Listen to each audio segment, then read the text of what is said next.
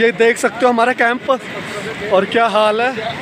ये देखो कैंपस का, ये अभी आया है तकरीबन 3:30 के बीच में।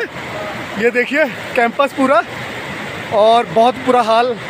मेरी ड्यूटी थी और कैंपस का बुरा हाल। अभी पता नहीं चल रहा क्या कहाँ क्या है अमरनाथ की गुफा से। बिल्कुल देखिए टमाटो देखिए ये बना रहे हैं। ये देखिए बुरा हाल। अभी पूरा ये हमारे जवान सनी ने बहुत अच्छा वो किया, जो कि ड्यूटी पे थे, तैनात थे, और इन्होंने जैसे ही सीटी बजाई और सब कमाल सारी फोर्स नीचे नहीं उतराई और ऊपर से पत्थर गिरना जैसे शुरू हुआ और एकदम बारिश आई। और ये देखिए सब हमारा तहस नहस कर दिया है बाढ़ ने। हर हर महादेव।